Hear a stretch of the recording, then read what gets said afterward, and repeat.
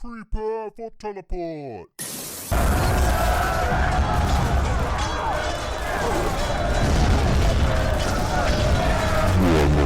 Welcome to Warmonger, episode 5, and tonight we're covering the 18th Legion, Salamanders. Now, on the line, on Discord, from Brisbane, somewhere in Brisbane, I have Naz, who's come, did you come all the way from Ukraine just to, destroy us with Salamanders? Is that your... Yes, that was my aim. I can't have anyone to play with Salamanders in Ukraine, so I came here to play. Yeah, perfect, good. I think the first time I met you was out at Irresistible Force, and I think we played it was 3v3 game? I think so, yes. Oh, no, you came to my birthday. No, it was you. Yeah, you came to my birthday. It was your birthday. Yes, of course, that's right. And you got one of the best in show mugs as well. Yes. Yes. It was a very nice mug, very useful mug in the painting time. Yeah, exactly. You've got a really nice Salamanders army. For people listening at home. Now, what's your Instagram? Just let people know your Instagram. I've been really bad at shouting out Instagrams for people, but it's nazari.minis, nazari.minis, minis. Yeah, and you can go there and check out Naz's Sallies. They're really, really nicely painted. Everything, lots of conversions as well, right? Almost everything has got conversions, right?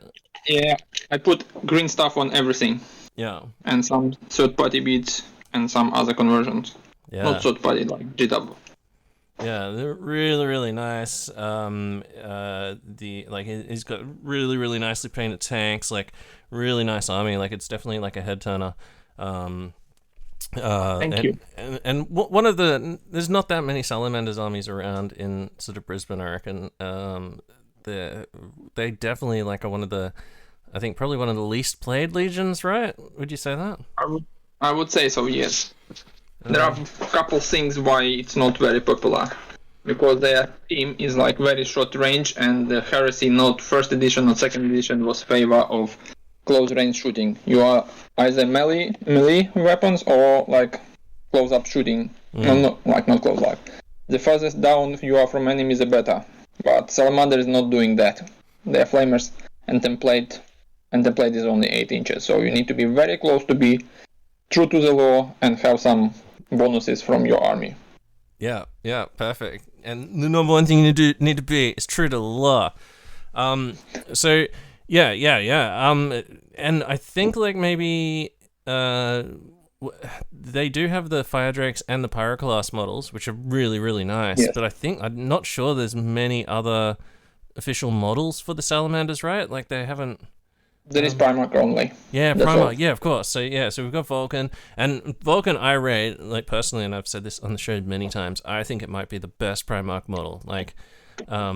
It's got a fucking sweet pose, he's holding his hand out, he's about to grab someone, and then the hammer up in the air, just he's just about to swing it down and totally destroy something. It's fucking really good. And that big dragon skull shoulder pad as well. Yeah, so nice. I remember when that came out, and I was just sitting there going oh my god, this is so good. But other than that, the Vulkan and the 2 special units, no special characters. They did bring out some special shoulder pads and stuff, right? But no other than that, no special characters, not that much sort of official modelage, and it might be because I think all of those Istvaan V legions, the 3 shattered legions, I guess they call them, are kind of underrepresented. They did get some really nice models early on, especially Iron Hands and Sallies, but since then it's been pretty thin on the ground for updates for them, I think. Yeah. There is no Praetor. There is another one is the everyone legion specific dreadnoughts. Oh. But other than that, there is one more model that a lot of people use in the Salamanders army from 40k. It's Brian Ash Mantle. Mm-hmm. It was used widely for Cassian Dracos conversion, but it's with 40k, everyone's thinking that this is how Cassian Dracos looks like, but it's not official. It's not official of his model. So yeah. Yeah. Yes. Little... Not much. So we have like 2 units, Primarch and 2 Dreadnoughts, kind of that can be utilized, but other than that, no Praetors, no Leviathan. But we hope, as a Salamander, that soon, maybe in a couple of years, we will get some from Forge World. Yeah. Yeah, I think like all it takes is, like lots of people saying that probably like campaign books, that sort of thing might be the new thing. So I mean, all it would take is a Salamanders themed book, right? Add a few extra units in. Like they had another go at Salamanders in book 5 or 6 with the Mazoa. Yeah, 6? It must have been 6. Yeah, with the whole Mazoa thing where they the Sallies go and sort of like they get a couple of characters, but they were put into legacies, but no units. Yeah, damn. All right, but it's okay. I think on the exemplary battles they are going through, so they did already 16 or 15 legions now, and we're waiting for the rest to come out. So I think if they do 1 a month, it would be Christmas present. Oh yeah, there you go. Yeah, nice Christmas present. Give us some. What sort of unit do you reckon? Like, I don't know, just a wish list. What are you hoping for? I think the only one that there is no much lore about Salamanders, but one of those is Pyreguard. I think it would be something like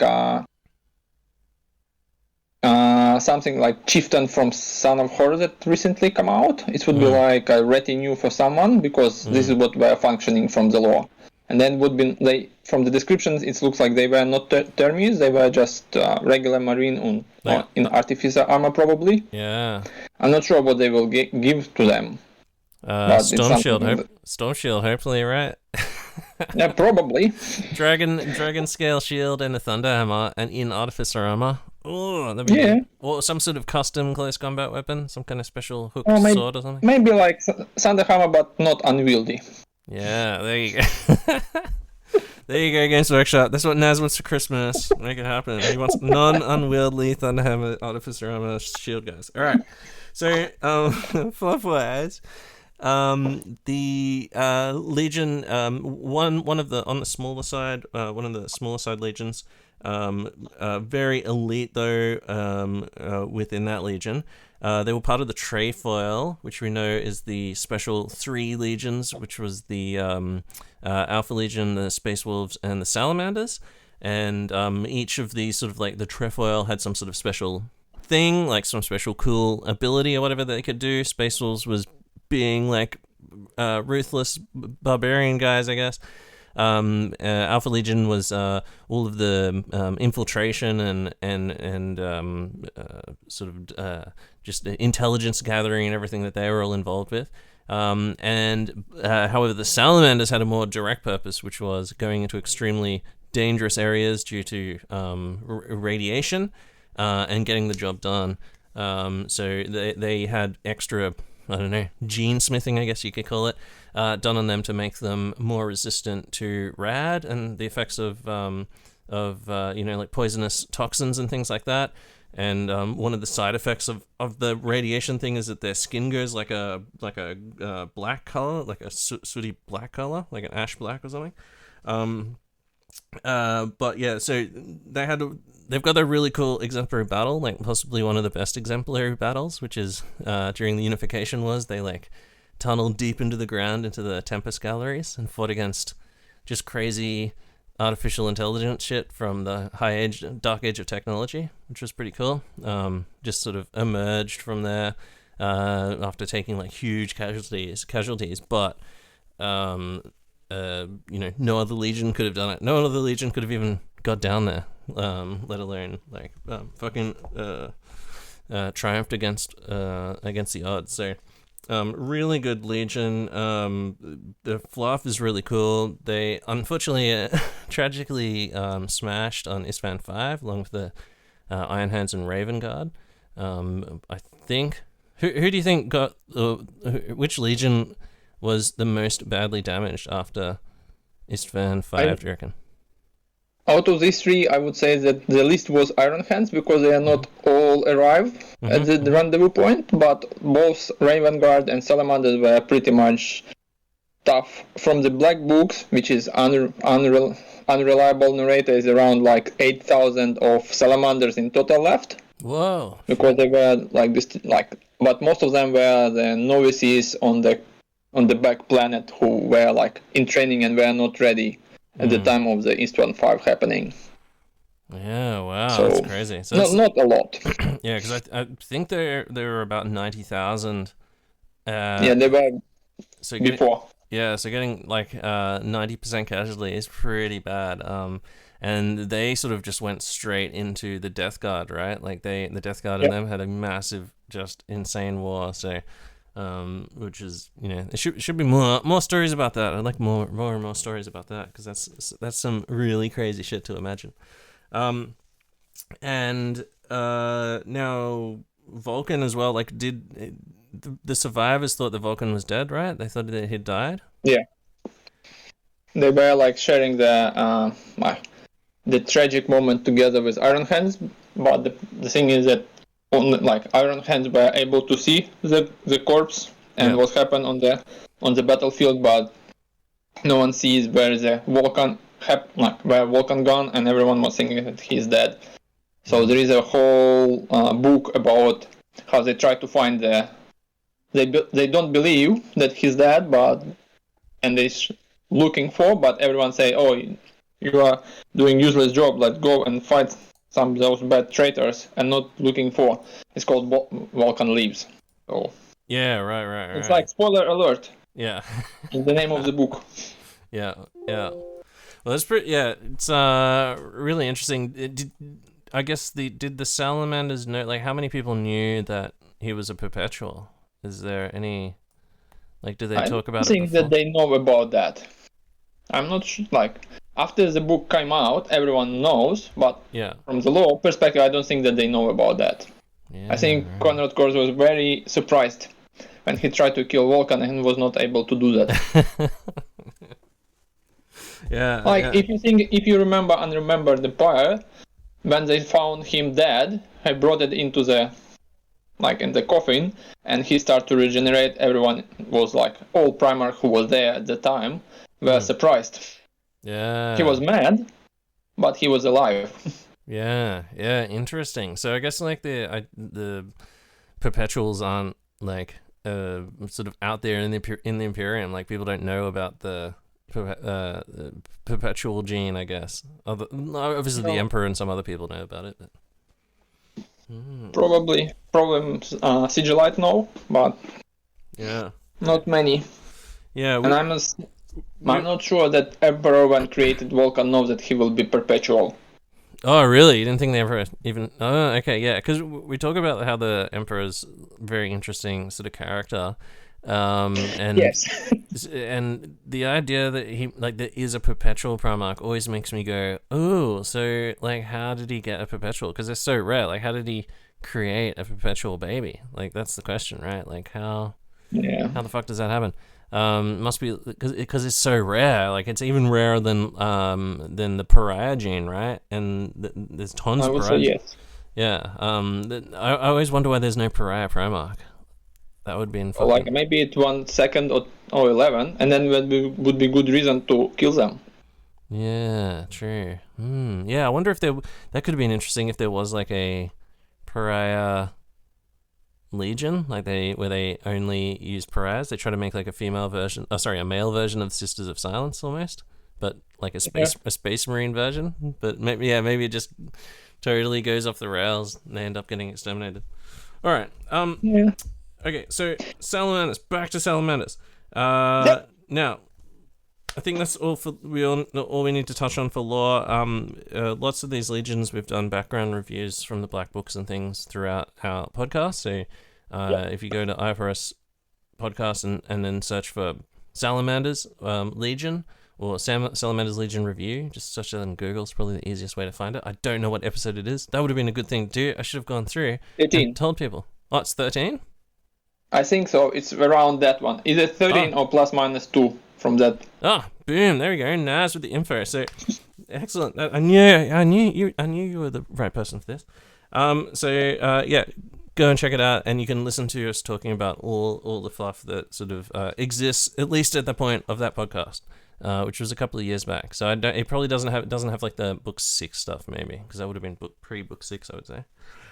Probably. Yeah. All right. Let's talk about Sally. So, rules-wise, on the table, where do you think, like, between 1 and 18, Naz, before we start, having played lots of Sallys, where do you think the Legion strength, like, where would you rank them between 1 and 18 in terms of on the table Legion rules and... I was thinking that you will ask me this question, so I have the answer something like they get better from previous edition, much better, but the problem is that all other Legion get better as well. So I would say probably like obviously below 10 is they are not in the first 10. They have previously they were probably about 10, between 5 and 10. Now is like around, I would say around 15. I know that Maka put them somewhere in 17. I would say they are a little bit better, probably like 15, between 15 and 13, somewhere there. Yeah, definitely. They're not all the way down near the Thousand Suns in terms of power, I don't think. But yeah, they do have. I will say though, when we get to Firedrakes, I think Firedrakes are one of the best units in the game. So, although, and I'm not even so sure about that anymore, given that there's Deliverers as well, which we covered in the Raven Guard episode. Yep. Deliverers are really, really good. We'll get to Salamanders though, because it's we'll get to Firedrakes though. Firedrakes? Yeah, Firedrakes. Right. But I think you're right. Not top 10, but I think it would be hard to rank them in that. In that bottom 10, no, bottom 8, sorry. And a lot of that could be because there's not that many people playing them as well. So you have a bit less there's a bit less field data out there to draw upon. Okay, so let's go through the rules. Now we're going to go through in a specific order, which is the Legion rule, the Warlord traits, the Legion equipment, the special units. Then we're going to go back, read about the special reaction, and then talk about the Rights of War. Because after talking about all of the units and everything that goes into the list, we'll talk about the rights last, because I think that the rights are the last thing you're gonna that put a lot of these things together. And sometimes if you talk about it too early, I feel like it doesn't have as much impact. Yeah.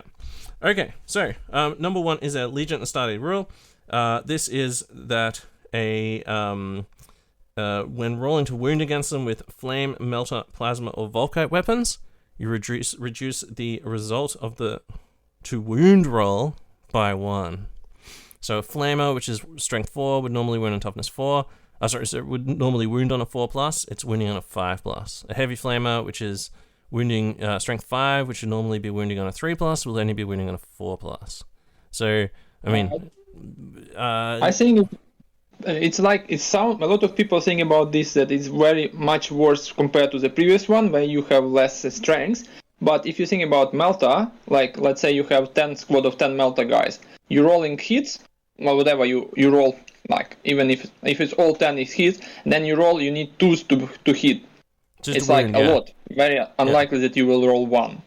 But then with the new rules, it's only 3+, so you pretty much not halving, but it's like less 20% of chances that you will get wound from the Melta. Yeah, that's very true. It essentially against Melter, it takes it from strength 8, which would normally be winning on 2s, all the way down to strength 5, which would be winning on 3. So it's almost like a -3 strength against Melter. Now it doesn't affect the instant death threshold. So a Melter gun, although it's only winning on 3s, it'll still instant death a Terminator if they fail their invulnerable save. But very interesting, because there's a few, like, think about Volkite Culverin, strength 6 goes down from normally wounding 2s, will go to wounding on 3s. Volkite Charges only wounding on 4s. There's a lot of those sort of really like edge weapons. So what I've noticed with Iron Hands is -1 strength for weapon. So it's all the bulk guns. It's the sort of strength 4 stuff that really sort of like is affected the most, because that's like a lot of like a Marine Army is strength 4 stuff, and then going to 5. So things like flamer teams against you, Volkite teams. What else is it? Plasma and Mantle. I think the most important is like those that were previously hitting on 2+, now is hitting on 3+. Yeah. Yes, strength is the same, but having less roll, like you get less wound, and therefore you need to roll less saves. Yeah, and then when you're we've been talking about toughness 4, like on a basic marine. Once you jump up to like something like a dreadnought, which also has this rule, strength. Yes. So it's melter guns usually winning on 3s, only winning on it goes to 4s. Las cannon goes from 2s to 3s. Things. Oh, that is not. That is not. Las is not in that rule. Oh yeah, true. Okay, Las isn't, but melter guns, and plasma. So plasma would be only winning on 5s as well now. So yeah, very interesting. The second part of the rule is, in addition, all models with this special rule that have more than one wound or hull point gain the It Will Not Die 6+ special rule, which like isn't too bad. It doesn't stack with anything else, right? There's no other upgrades you can take that'll stack that up to increase it. It is actually. So we all know that it will not die. So basically, you are looking for something that has 2 wounds, but new edition has a lot of 2 wounds models. So all elites has 2 wounds. So and the other thing is that a lot of people not see that Primus Medicare. Yes, it's people use it mostly for getting Feel No Pain on Terminators, but now in the new edition it has a rule Sacred Trust, which allows you to reroll It Will Not Die. Oh, so if you chuck it into not in the in Termi, you will get Feel No Pain, but you can do that as instead of Apothecary in Squad of Pyroclast. Yeah. Get the guy with a rerollable It Will Not Die. You will get bonuses at the end of your turn. Yeah, 6+6+ to get a wound back. Not too bad. And then obviously that's pretty decent on dreads as well, because every now and then you're just gonna get a wound back at the end of the turn and just go, sucked in. And it's hull point, so you can have Spartans, Kratos, as well, Predators. Yeah. Now I've had there was a thing for Mechanicum, which I'm not sure if it exists anymore, called Blessed Auto Simulacrum. I think Iron Hands now have that. And that used to just give you a 6+. It Will Not Die on all my tanks, and yeah, it's so useful. Like you can't rely on it, but it is one of those just nice things. And I always it's really hard to remember. So if you are someone who is playing Salamanders, just go to your tattoo, get a pen, write 6+ FNP, and then go to a tattoo place and get them to tattoo it over it. So it's on your hand. So every time you roll a dice, you'll turn over and go, oh, oh, sorry, no, It Will Not Die. IND. INND. And IWND. And then get that tattooed on your hand. It Will Not Die 6+. Because that's one of those rules you always forget. Like, oh, God. Okay, so let's jump across to the warlord traits. Then they got 3 warlord traits. Wait. Is there any other anything to do with those special rules that we need to think about? The Legion study? No, they're all covered. It's like nothing else to add. Okay, excellent.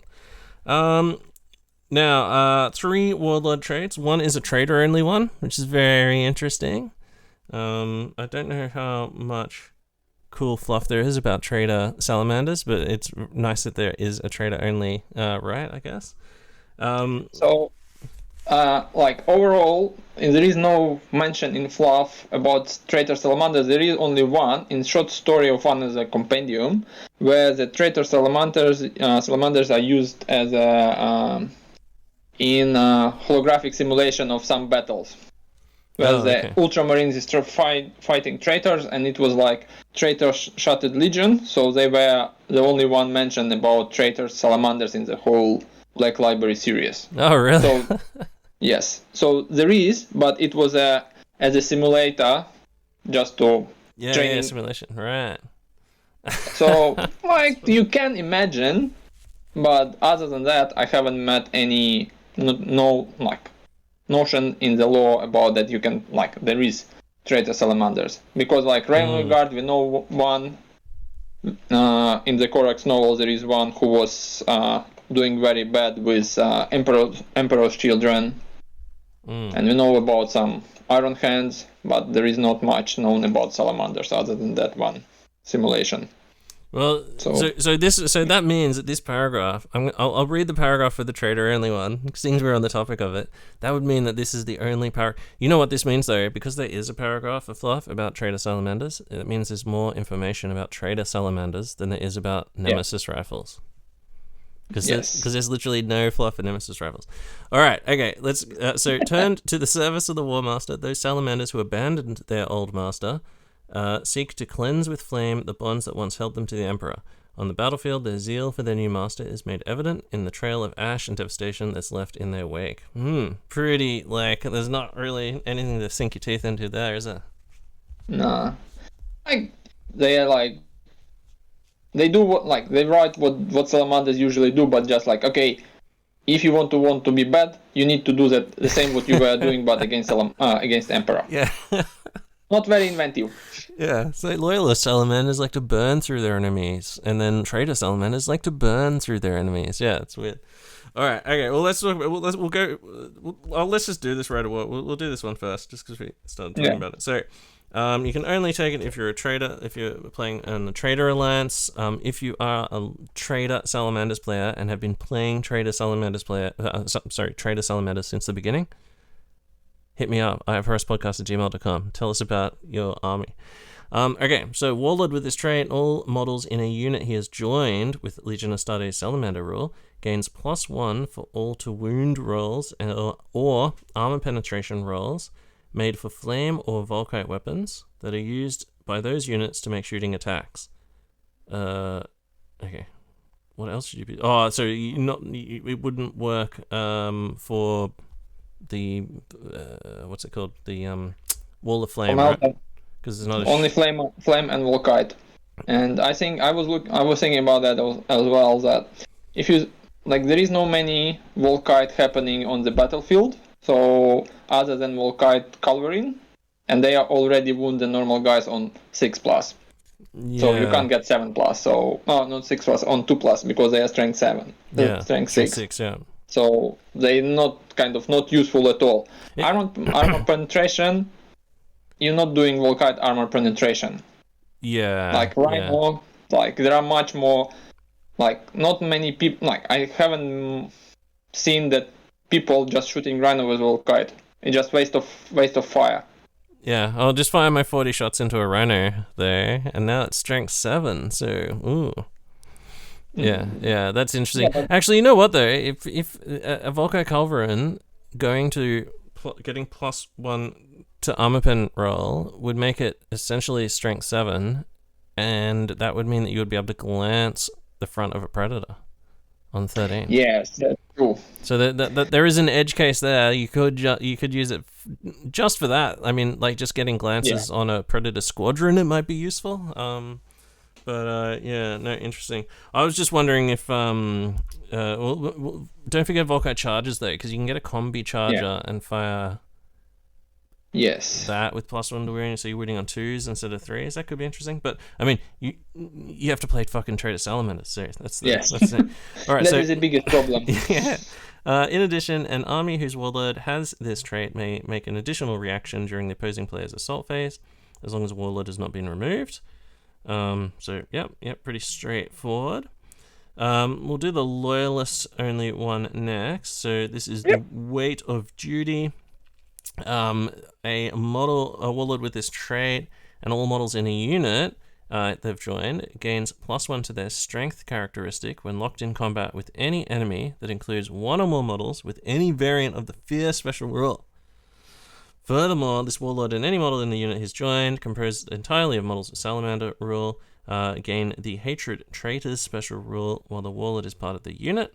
That is pretty good. Both of those rules, I think, are pretty good. And an army whose warlord has this, so you can't take Legion destroyers or a Maratat, and then you get an extra reaction in the assault phase. So, what do you think about that? +1 to strength characteristic. So I would say first from about restrictions. In the first edition, it was like a blanket rule, no destroyers or Moritats in the Salamanders Legion. So we get used to it. So we don't have any destroyer squad. Pretty much no one built that. About hatred traitors, it's very useful as long as like you play declared traitors. Unless you play with someone loyalist legion, and then you, from the lore perspective, you say, oh, it's like training match, so you won't be using that. That would be like kind of unused. But having fear +1 against fear, at first I was thinking that it's like only Night Lords, but then I read through the Liber Hereticus, and all corrupted unit subtype has a fear. So pretty much all models from Wordbearer's army will be suffering from these rules. Yeah, I'm pretty sure demons as well will have fear, right? Yes. So there's more there. Night Lords have a lot of fear in their legion units. Primarchs cause fear. Primarchs have fear 1. I think Nighthorner has fear something else. So yeah, getting +1 strength in those combats, and it's the whole time that you're locked in combat. Yes. Very interesting. And +1 strength. So what that would also mean is that if there was a corrupted Sons of Horus unit, you would be cancelling out their neg 1 strength. So you'd still theoretically, well, depends if they're toughness 5 or not, I guess. But the Sons of Horus rule is very, very strong because just taking all your Thunderhammers and Power Fists and everything down to strength 7 on multiple wound models, very good, but I don't know. We'll see. They'd have to have some sort of like corruption rules or something for Sons of Horus at some point. I think the most impactful would be this. If you have this Warlord trait with the Warlord in squad of Firedrakes and charge the Marag Hull. Yeah. Because it's corrupted, so it has fear. So you get strength 8 from Thunderhammer +1, so it would be 9. Yeah. And it's you wounding instead on 2+ instead of 3+. That reload because they toughness 7. And spoiler alert: Salamanders reroll 1 to wound as well. Yeah. Sorry, because they hatred. And whoever is joining this. Warlord. Yeah. So, okay, so you get an extra reaction in your player's assault phase, so that means you can do an extra Overwatch. That's kind of cool.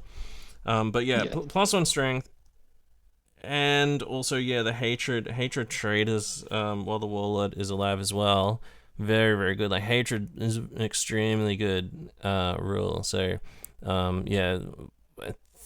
going to talk about Firedrakes soon. I know people we keep talking about them, but one very, very good unit. Like when you think about like some of these Warlord traits added in as well.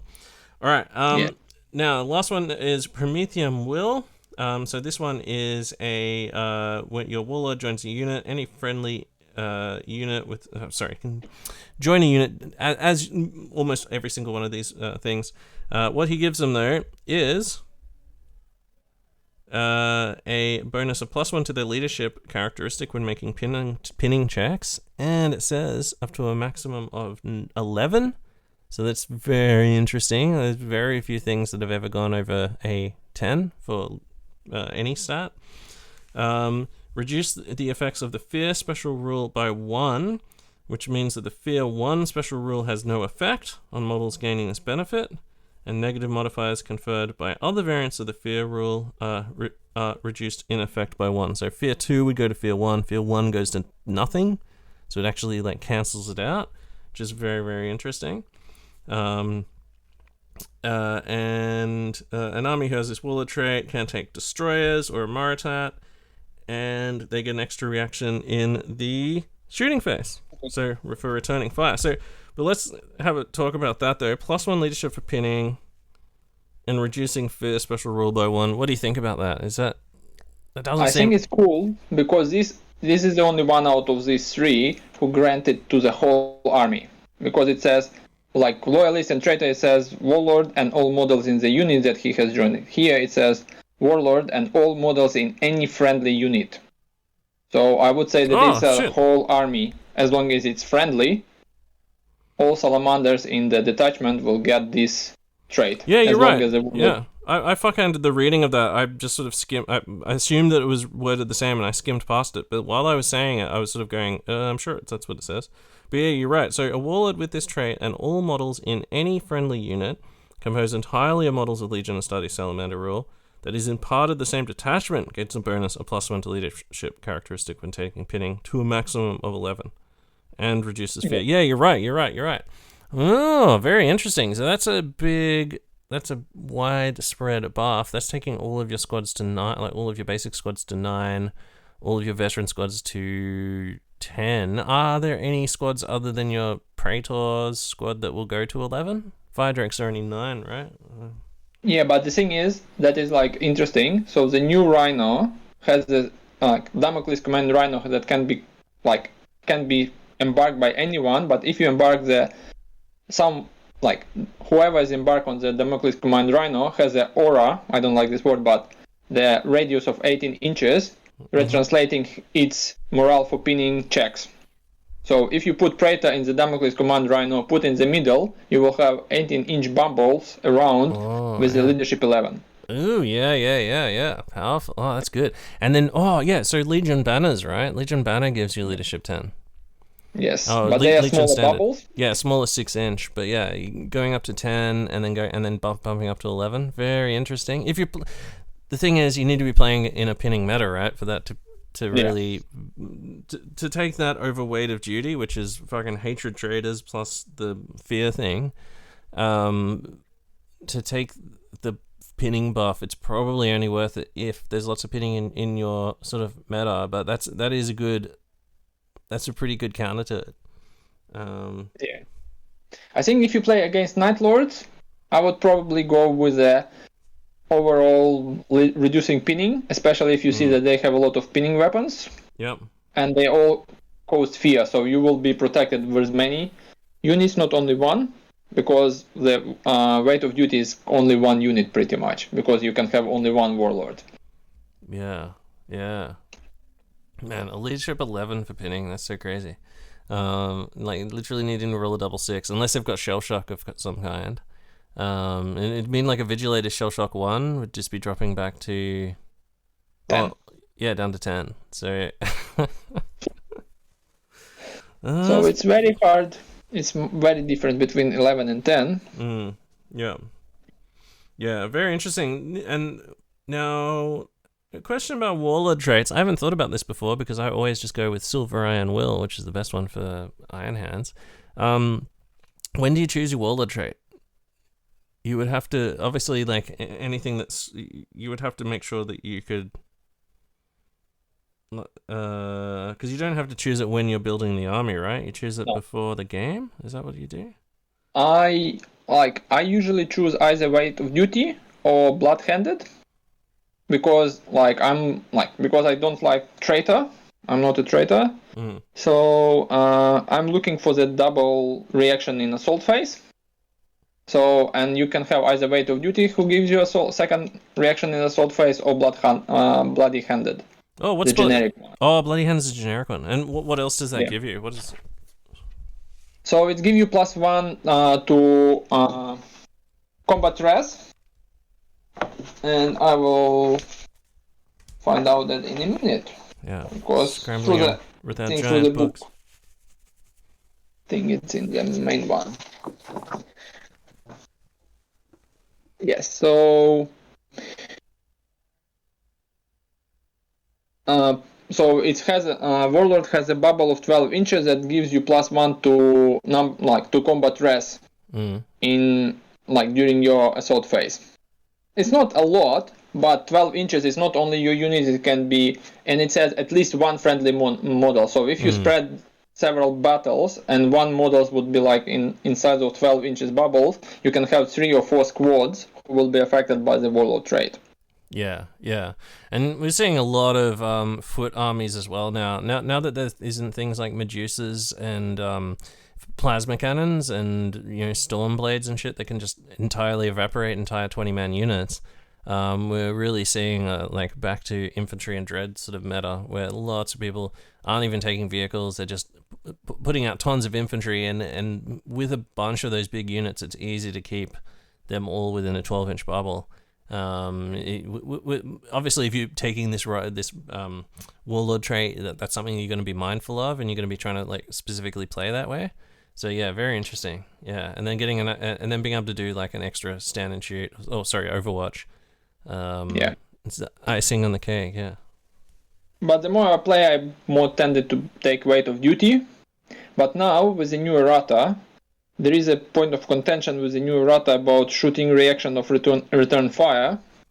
So, like, if you know about that GW, well, in the original text, they were you were declaring at the time when you were executing return fire, but now in the errata they replace the sentence that you need to declare, but they didn't specify when the return fire need to be executed. So a lot of people is reading that when you are reactive player and someone declares shooting against you, you execute declare return fire and execute it before active player is shooting. That make sense? Yeah, no, exactly, yeah. Which is, I don't think it makes sense that way. I think like, I did a poll and I think 80% of people said that it should be simultaneous, essentially, because which is what it was originally worded. Like, you would roll to hit, roll to wound, roll your saves, but before you did damage mitigation saves, I believe, and before you took models off the table, you would actually do the return fire. Then both sides would essentially remove their models. There is like 20% of people who think that it should be, I shoot at you, you shoot, you take off the casualties, and then you shoot back with what's left. There is 20% of people, so 1 in 5 people think that it should be that way. But yeah, 4 out of 5 people think it should be essentially simultaneous. Like the unit starts shooting at you, and then as you're getting shot at, you're like, quick return fire. Like everyone gets to shoot. Yeah, which is interesting. But there's lots of interpretations. Obviously, it's an abstracted game, so lots of people like I definitely always sort of make an argument like, oh yeah, but like what's more cool, dude, you know? And they go, well, it's not about what's cool, it's about what would actually happen, you know. But I think we're at least where we are, like everyone we're playing it simultaneously as before. So if you I played one game after Rata appears and we play together, like we both agree that it's like simultaneously. It just you need to declare before you return fire. Yes. So like you just declare blindly. If you're thinking that it would be big devastation fully. But it is a big change because you used to actually know how many wounds you were essentially taking, and then that would inform whether you did want to return fire or not.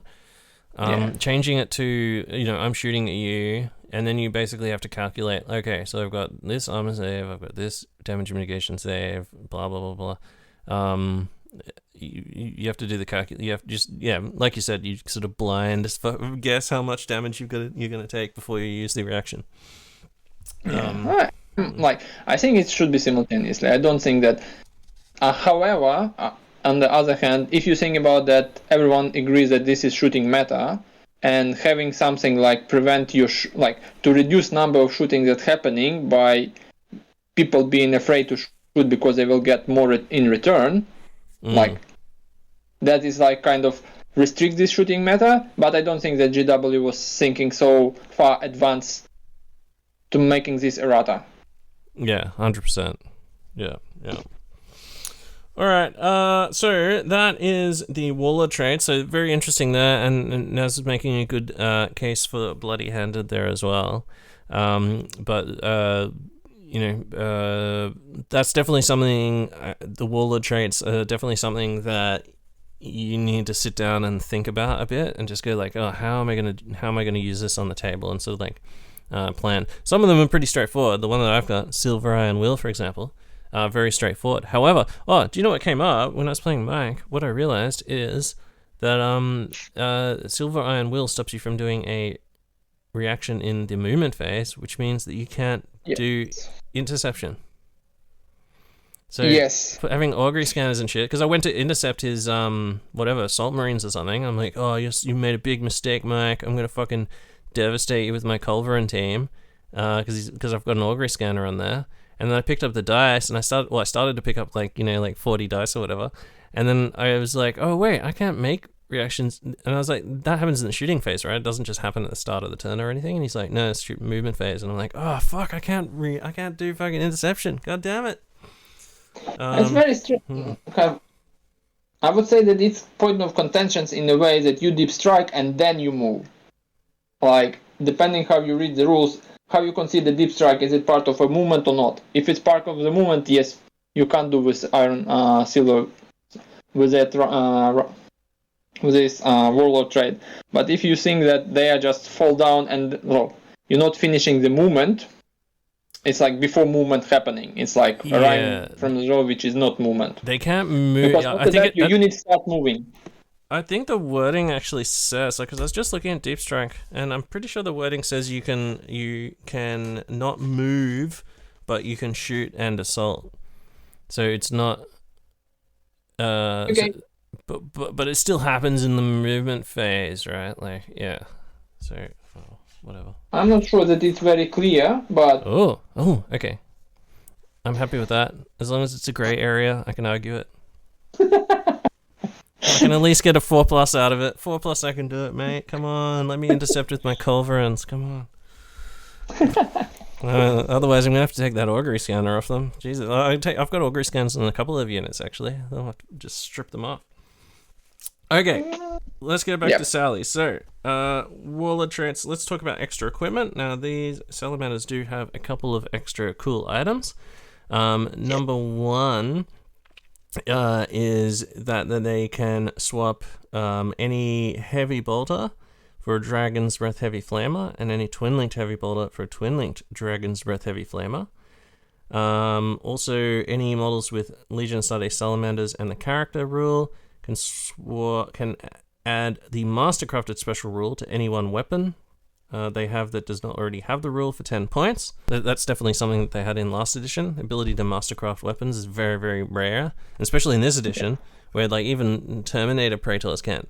And as soon as you're in Terminator armor, you can't take fucking Mastercrafted weapons anymore. Crazy. Maybe it's because it's a high risk mission. As soon as you put that Terminator armor on, you know, you don't want to lose that relic sword.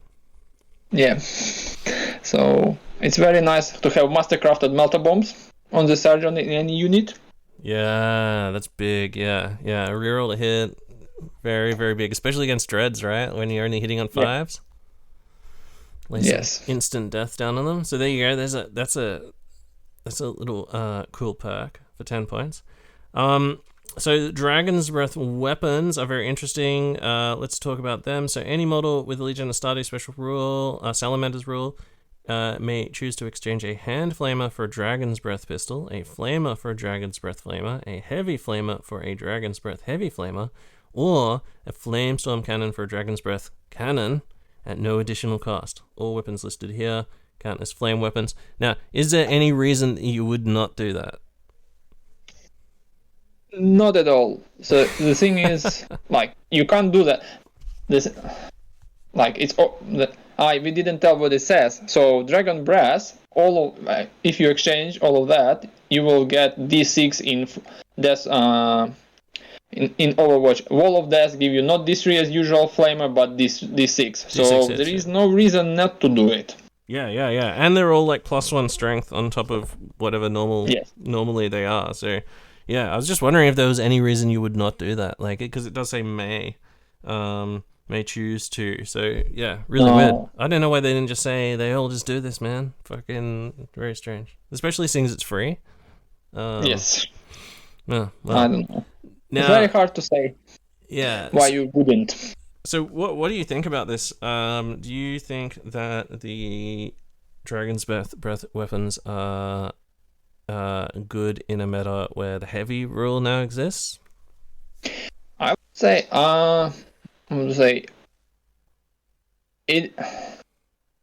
I think the most useful. I have never used, but I usually do. I give the sergeant 2-point pistol and then make it Dragon Brass. So every time when I get assaulted by on that squad, I can use D6 Overwatch with strength 4, which is, usually people don't fight the tactical marines with the Terminators. They usually do something like that, like the same kind of artificer armor, because Terminators usually go and fight something more, like dreadnoughts, tanks, and other stuff.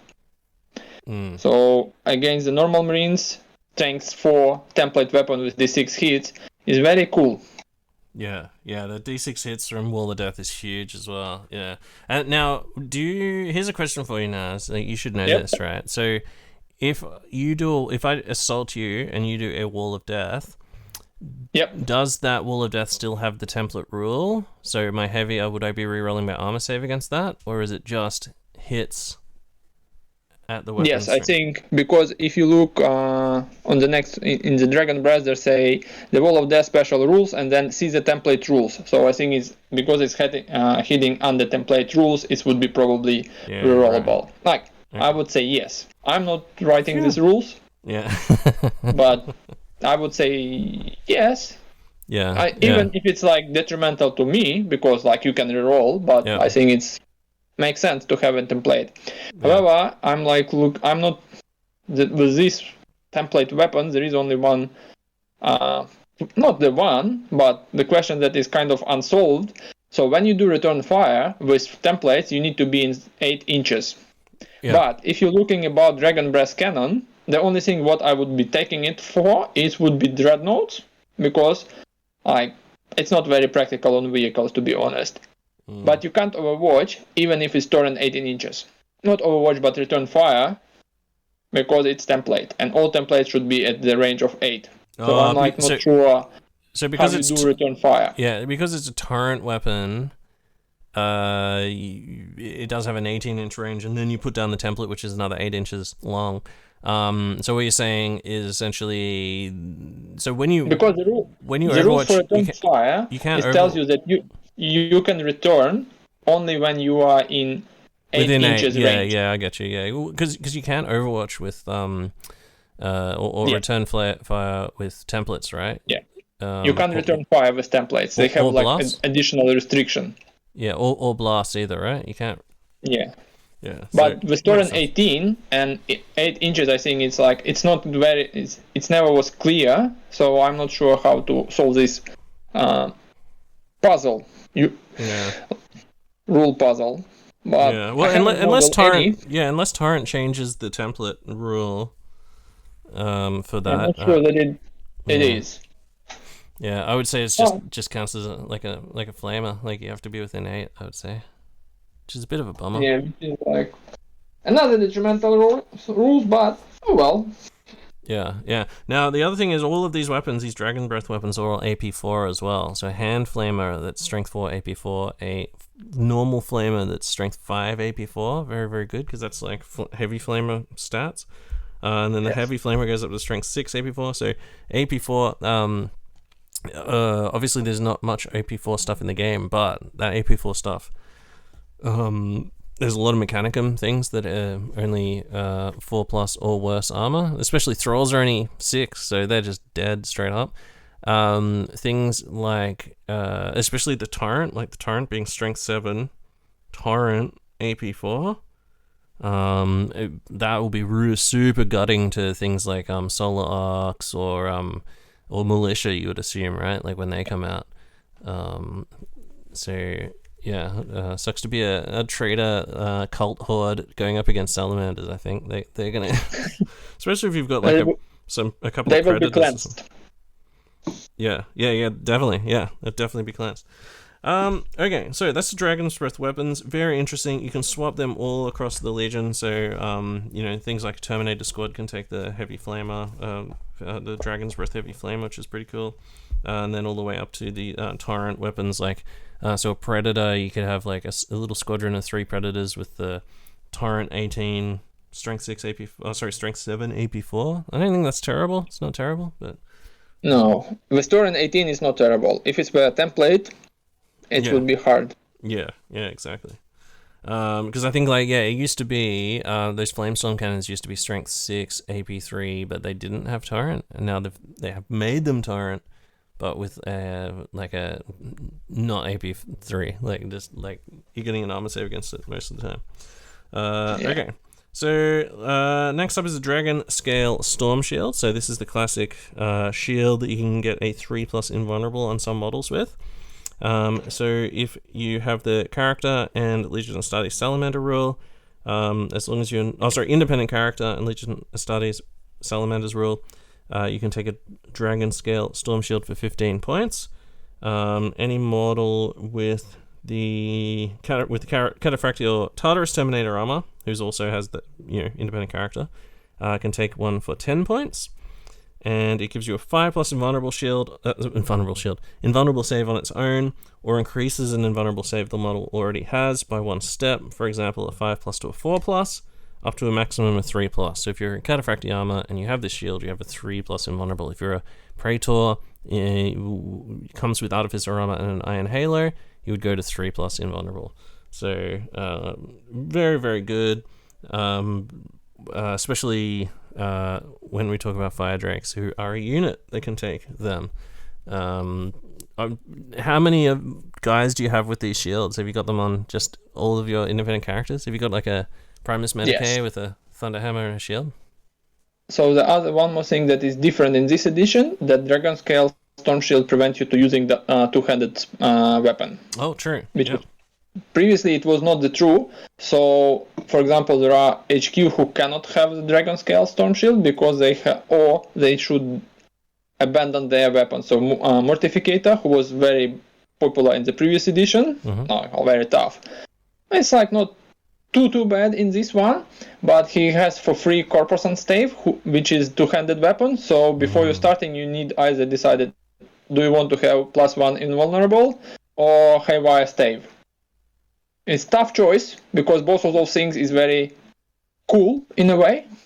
So that's what I found where you can't have it if you want to have the Stave with Haywire. But overall, I put on wherever I can, I put it on. Yeah. Wise move, especially in like Terminator sergeants and things like that. Oh, sorry. Terminator characters, guys like that. Yeah. Really good. Okay, Mantle of the Elder Drake. So this is a cool item. I believe this was in the last edition too, and used to give you Eternal Warrior, right? Which is an extremely good rule. So now a Praetor, Cataphractic Praetor, Tartarus Praetor can take it for 35 points. The Mantle of the Elder Drake grants the battle-hardened 1 special rule. So it's not terrible. It's not Eternal Warrior, that's for sure. But battle-hardened 1 is decent. Stops you being instant killed by Thunder Hammers, Chain Fists, Power Fists.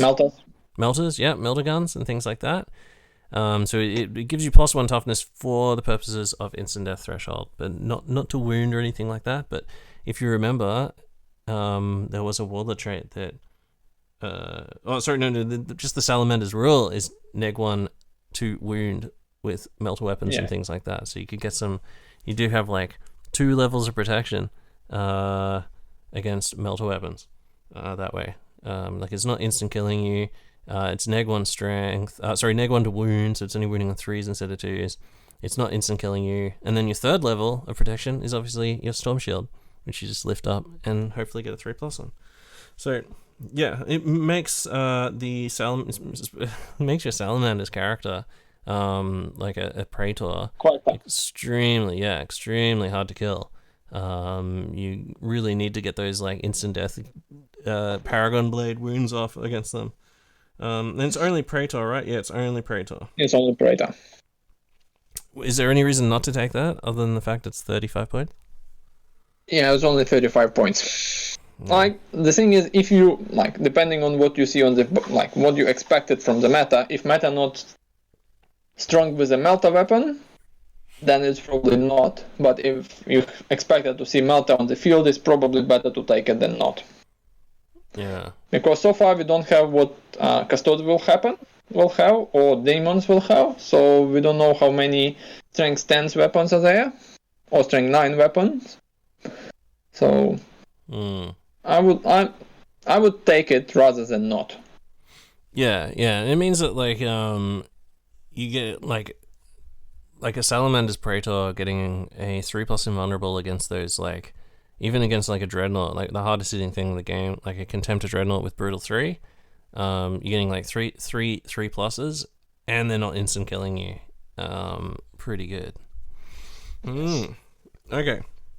Let's talk about the special units. Finally, we get the special units. Now we've been dying for these guys.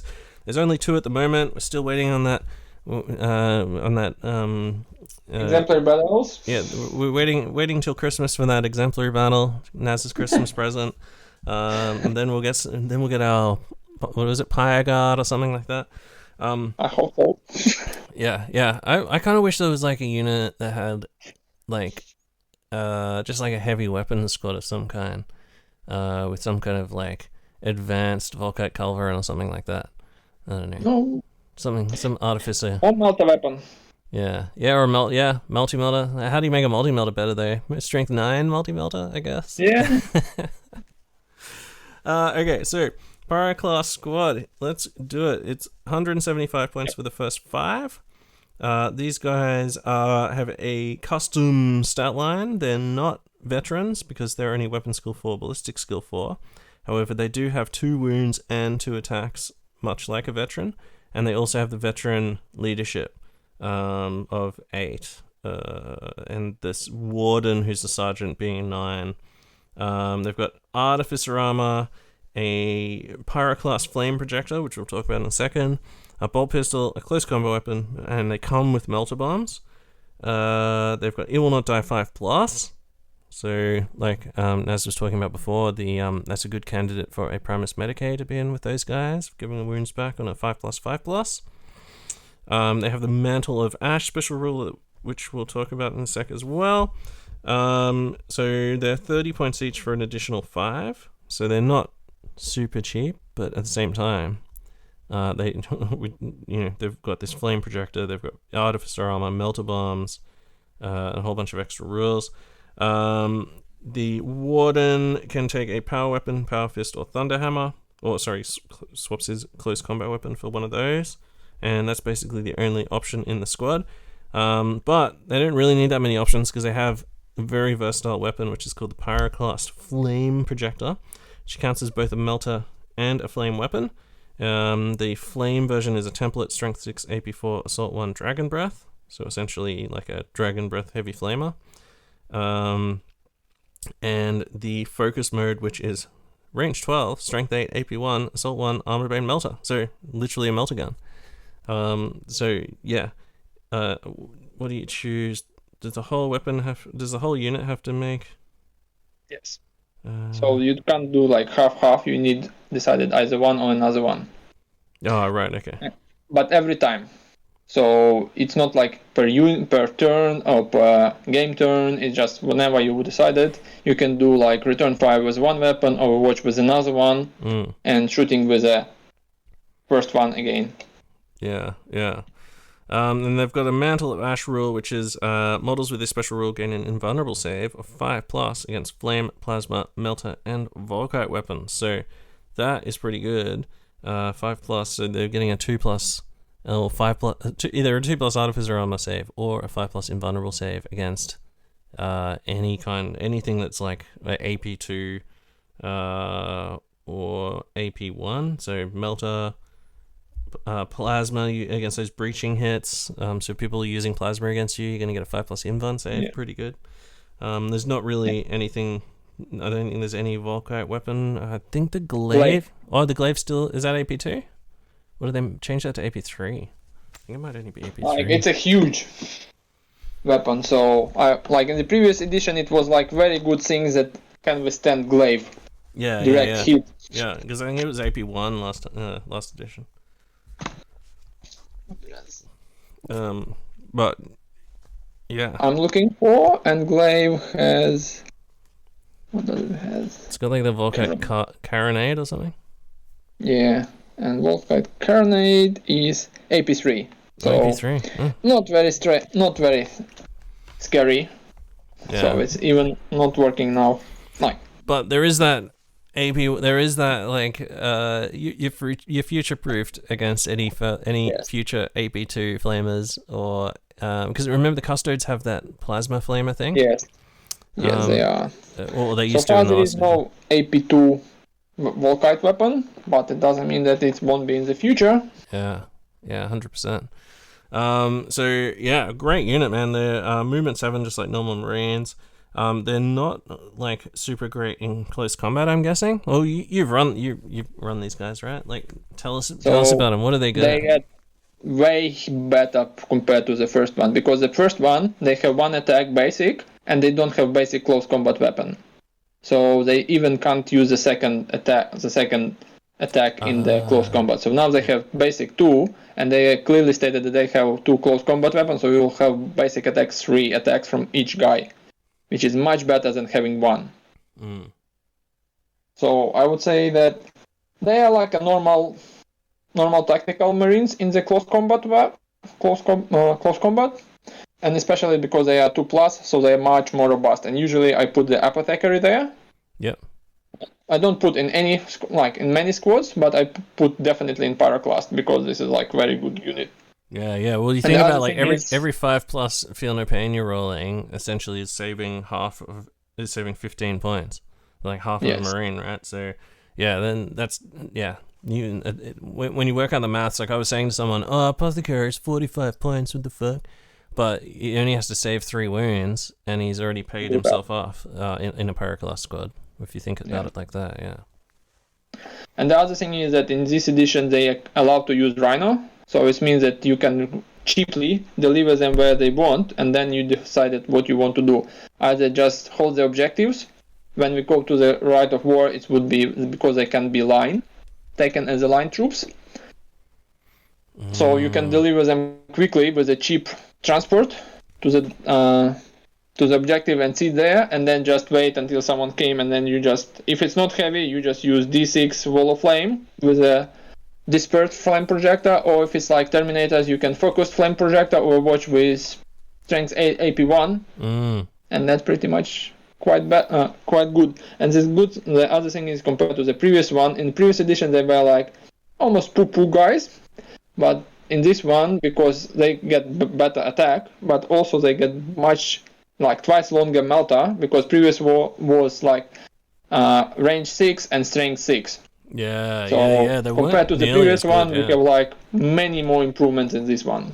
Yeah, and like 10 of them just getting out of Rhino next to a Dreadnought, and then they're hitting on 3s, winning on 3s with the reroll, because of that melter range. Yes.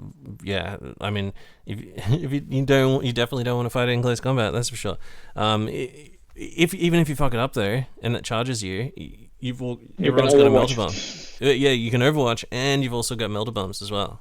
So yes, that's terrifying actually when you think about it. Like just cruising up, getting out, putting a whole bunch of wounds on a Dreadnought. Basically, the Dreadnought just has to run away, because they're going to be pretty much crippled after taking all those hits, if not dead. And then they can't do anything. And you can take Thunderhammer. Yeah, and then a leader can take a Thunderhammer too. Yeah, true. 25 points, but I mean, he's got 3 attacks base. Like, that's like 4 on the charge. That's really good. And then the rest of the squad just melter bombing.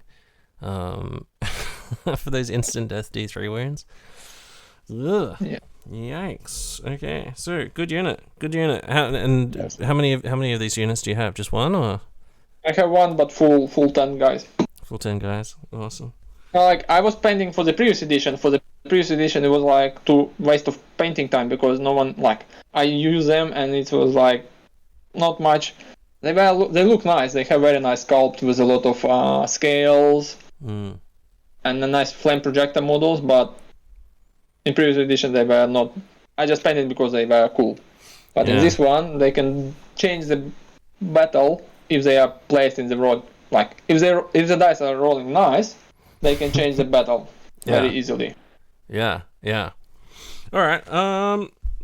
Next up is the Firedrakes. So everyone's favorite unit. These guys were really good in the first edition. I think I've said before on the show that I think they're the best Terminator unit in the game. I think it might be between these guys and Deliverers now, having looked at the Deliverers rules, but we'll go through them. So Firedrake Terminator squad's 250 points for 5, so 50 points each. You can take an extra up to additional 5 for 45 points each.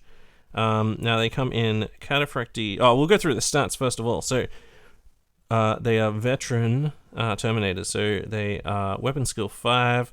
They have leadership 9. The Firedrakes Master is also weapon skill 5 with 3 attacks and leadership 9.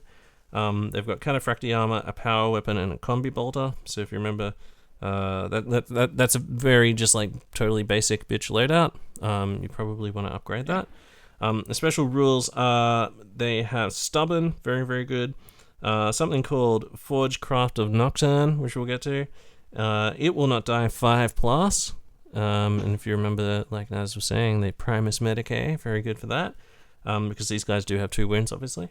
And they're also 50 points each, so if you can get every wound you get back is like going to be 25 to 30 points that you're getting back every time you roll a 5+5+, pretty good. And then the Favored of Vulkan. Now, let's do the options first. So any model can take a Thunderhammer, Power Fist, or Chain Fist for the usual cost, it looks like here.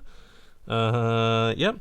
Any model can exchange their Combi Bolter for a Combi Flamer or a Combi Melter.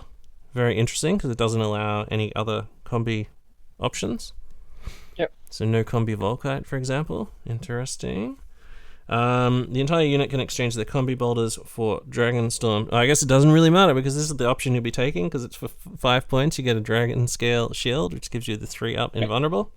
Is there any reason not to always take Storm Shields? On one thing, no. It's like another point of contention because it says the entire unit may exchange the combi bolter for, but in the weaponry of the Salamander, it says that any model in Cartographic Terminator armor can exchange combi bolter for 10 points. So it looks like you can have either half squad having shields and combi weapon, and or for more expensive, or they all can have Dragon Storm Shield much cheaper. I usually take a shield just in case, but because now you can allocate the wounds by yourself, so you can just tank on those that has shields and put the and use a combi flame or combi melter. I'm not very convinced that it's better. In terms of points, it would be even more worse. Will it be better? Not sure. I think for me, Firedrake is very melee-oriented unit. Yeah. So I usually just put either in transport or just slog through the battlefield, and like if I'm not losing the morale check, I usually crash everyone in a go. Yeah. All right. So yeah. The models themselves, when you buy them, like the official Forge World models, come with Dragon Scale, Storm Shields, and Thunder Hammers. Yes. So for that loadout, that would make your guys essentially like your basic guys are 45, so there'd be 60 points each. Which it's kind of expensive, but these guys are very good. We'll cover the rules and then we'll talk about overall why this is such a good unit. Now, first of all, Favored of Vulkan means that you can take them as a retinue squad. They don't have the option of taking a Legion banner though, I believe. No, I can't see it anywhere. They don't. So that's kind of a bummer because that would give them leadership 10 stubborn and also make them line or make the unit line as long as the banner guy's alive, and Salamanders guy with a 3+. Oh, I guess you wouldn't be able to take a shield and the banner, would you? You'd just have a 4+. It's only one model. All other can have it. It would be more expensive though. Yeah. Oh, what a shame. But anyway, but they do have a thing called Forgecraft of Nocturne, which is the controlling player of a model with this special rule can reroll all failed to hit rolls of 1 made for weapons of the melee type. So that is an extremely good rule because you always roll ones. Like, oh man, with my Terminators, when you're fighting against a Dreadnought, and it's usually when you need 2 pluses to wound. Every 1 in 3 dice is going to be a 1. That's how I found.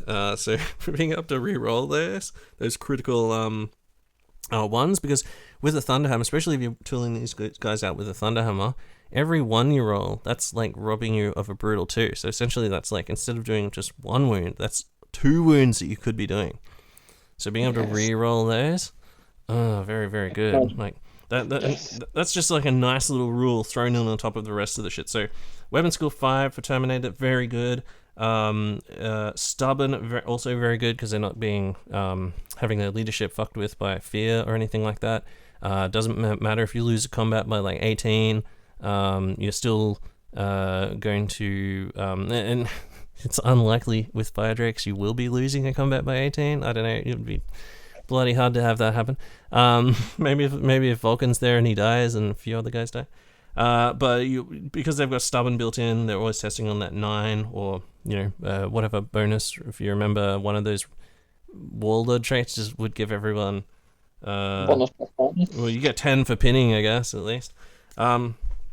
So and there are ways like via the command, like you said, the command rhino, for pushing out like a higher leadership to everyone. But the main points here are their weapons. They're one of the few units that are weapon skill 5 and stubborn, and also can take thunder hammers and a 3+ invulnerable. I think one other unit can do it, which is the Imperial Fist Huskarls at the moment. They can take 3+ storm shields and their weapon skill 5 and stubborn. The Firedrakes just tip it over the line because they're rerolling those ones to wound. That's what I think. Combined with their Salamanders bonuses, where they're neg 1 to wound with all those different types of weapons as well, makes them just so durable. And then that 5+ it will not die, just getting those wounds back on any of your wounded guys. Ooh, how have you found these guys though? Do people just target them, or what's the... Yeah, they try. So I can't say that I win all close combat with the Firedrakes. Sometimes we get in the clinch and I lose by 1 wound and I roll bad and they get swept. So sometimes it's happened, but overall I'm pretty happy how they behave on the field. I have 15 of them, so it's 2 squads by 7 or by 8, and no regrets. I model from the they are coming, as we talked before, with Thunderhammer's shield. I model 4 of them with Chain Fist. All right. Because I was modeling them in the first edition when the Chain Fist were much better than Thunderhammer against vehicles. Against dreads as well, yeah. Yeah. But now they are I would say that Thunderhammer in most cases would be much better than Chain Fist, but they look cool, so I'm using them. And the other thing is that I have always one in the squad that has Power Axe, and if I need to redistribute wounds, it will go first, because 10 points I can do something else with those 10 points, like getting Mastercrafted for the Sergeant instead of having the Thunderhammer. Yeah. Because they would be some casualties when you foot slogging through the field. Yeah, 100%. Yeah, I found Chain Fist very interesting because you are re-rolling to wound against dreads. I've got 2 Chain Fists and a single Thunderhammer in each of my Terminator squads just to keep them cheap, and it's mostly just power weapons and combi bolters. But between them, it's usually those 3 guys are usually the last to die, other than the Sergeant. And the 2 Chain Fists seem to do about the same amount of damage as the 1 guy with Thunderhammer. That's what I found. Depending against what you are playing. Yeah. Oh, sorry. Against Dreadnoughts specifically. Yes. Sorry. Yes, that's true. But yeah, weapon skill 5. You're hitting them on 4s. You're only being hit on 4s rather than hitting them on 5s and only being hit on and being hit on 3s. Great unit, and then the 3+ invulnerable really helps you out against those brutal. I think it's going to be pretty. Brutal 3 is just so savage because it's literally take 3 saves or die for each wound that they do. And some of these dreads have got if you've got 2 close combat attacks, that's 4 base, 5 on the charge. They can really just tear your extremely elite stuff apart. But the fact that you've got that, you're only being hit on 4s, you're getting that 3+ invulnerable, can really helps you out. And if you can tank and not just totally crumble, then the amount of Thunderhammers that you can chuck in there as well, you can just totally smash them apart. So, and both of these special units, both very good at taking out dreadnoughts. I feel like. Have you had any problems against dreads, or just? No, I the last game I was get 5 against there was no more than 1 turn. It was not. That was very, very short battle. It's just 1 turn and there is no there, and I can move forward to the next dreadnought. Who's running away and away. Yeah. All right. So, any other Firedrake tips or tactics that you've got that you can think of? Any like sick combos that you've come up with? You totally reminded me about the Primus Medicae It Will Not Die thing. That's very, very interesting. I will tell when we go to the Rite of War. It's very interesting. Like, not interesting, okay. It's just... I would say that I found that it's very useful, and I will try to do that every time from now on. Yeah. Okay, well, let's talk about the advanced reaction. So this advanced reaction is interesting. I'll read it out because a lot of these advanced reactions are very complicated, so I'll read it out just so we don't miss things. So you can use it once per battle as usual. It's when an enemy player declares a charge targeting a friendly unit under the reactive player's control, composed entirely of salamanders. If the enemy unit's charge is successful, all models with the infantry unit type in the target unit gain a bonus of +1 to their weapon skill, strength, and attacks characteristic for the duration of that phase. However, once the combat that includes the unit that made this reaction has been selected, all models involved have made their attacks, and any morale checks required as part of that combat are fully resolved. Roll a d6 for each model remaining in the unit that made this reaction. For each dice that scores a 6 or more, the unit suffers 1 automatic wound against which no saves or damage mitigation rolls of any kind may be made. So that is fucking very, very harsh. As noted, these wounds are inflicted after the combat has been resolved, and as such do not count for determining which side has inflicted more wounds. If the charge that triggered the duty is sacrifice is unsuccessful, then all models in the unit for which the reaction was declared instead gain the Fearless special rule until the end of the controlling player's next player turn, and do not roll to see if any models suffer automatic wounds. Now, right away I can see two things. Number one is, would you use that? You could use that when the enemy is about to make a really long charge that you think that they'll fail. You could just say, I'm using my reaction, and just so I can gain Fearless for the next turn? Previously, yes, but now I would say no, because if you think, like, with the new errata, with the Fearless you can't do evade. And Firedrakes, if they can't protect with 3+ invulnerable saves, they will be going with evade. And if you are Fearless, you can't do that. I would say that if you apply that for Firedrakes. For other, I'm not sure that the other special unit in the game, like in Salamander's army, are worth to try to do the advanced reactions on them. Yeah, well, that's the second thing that comes to mind is, so you roll a d6 for each model, and that specific model takes a wound on a 6 with no save. However, something like Firedrakes, which have 2 wounds, they're not going to die, and they've also got that It Will Not Die 5+. So at the end of the round, so as long as it's your turn, you charge into combat, you gain, they charge, I guess... Wait, it's the end of your next turn, isn't it? It's in. So it's in. Yeah. So they would attack you. You would fight the round of combat. You would gain the, what is it? +1 weapon skill and attack, and weapon skill, it's strength and attack. So you'd be weapon skill 6, strength 9, 3 attacks base, 4 attacks on the sergeant with smash the enemy. Roll those things, take all those wounds, and then in your then it's your turn. Then you might fight some more combat, and then you'll get to roll in Will Not Die for any that are wounded. So it is risky, but you really don't want to do it on a unit that's just gonna, like a 20-man unit, right? And they all fucking perish. Or I guess it's only 1 in 6. It is only 1 in 6. Yes. The other thing is that usually, you would.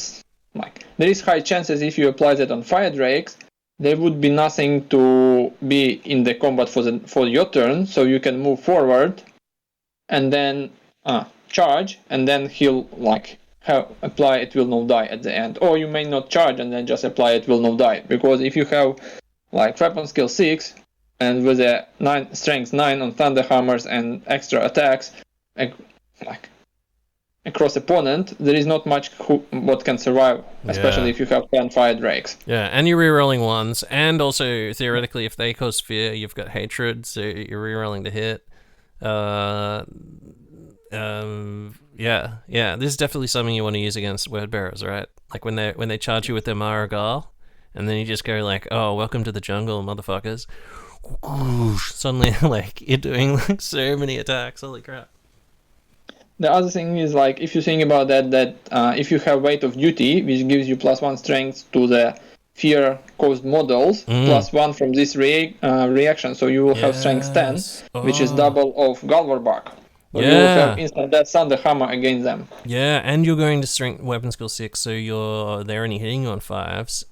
And you're hitting on 3. Yeah. Oh yeah, this is basically the anti-Galvorback fucking reaction, right? Like, it's perfect.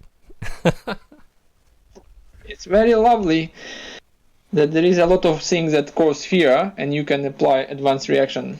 The only problem is that you can do that only once. Yeah. So how many times have you used this? I used 3 times so far. One was very successful because I was charged by Death Guard Terminators. I forgot which one. It was not very well for them. With the scythe guys? The scythe guys with the big 2-handed scythes? I think so, yeah. Yeah. So it was very quick, so they didn't survive the game, that combat, so it was good. The other one, I was trying to use it for the tactical squad, and that was very bad, because I was playing against Night Lord, and I didn't even get to the fighting phase. Oh, really? Yes. And got wiped out. The first time when I tried, the opponent lose the charge, so I was only fearless, which was no one was shooting at me, so I was like, oh well, nothing happened. Yeah, and you get that for your whole until the end of, what was it? You get fearless until the end of the controlling player's next player turn. So the controlling player. So the controlling player would be the unit's controlling player, right? So the end of your next player turn. So it's not bad. You get it for the rest of the phase. So if they do declare another charge on you and then charge in, you're fearless then. That's kind of interesting. Yeah. So I usually try to make sure that if someone wants to charge Firedrakes, I just, during the movement phase, I try to come closer, that they don't fail. Because then I can be non-fearless. So they do it, and they move up, and then you just do an advance right up in their shit, basically, and just go, "Come on, charge me, Galvorback!" Like you know you want to. Have you used it against Galvorback yet? No, I haven't played against Word Bearers. Oh my god! Okay, yeah, you've got to come to Briz 30k like at some point and play against Harley, because he's got this huge Galvorback just fucking battleship unit that just destroys everything basically. So yeah. Now he knows all my tactics. No, that's all right. He doesn't listen to this. He's too obsessed with Necrom. Nah, he's pretty balls deep in heresy at the moment. So he will listen to this.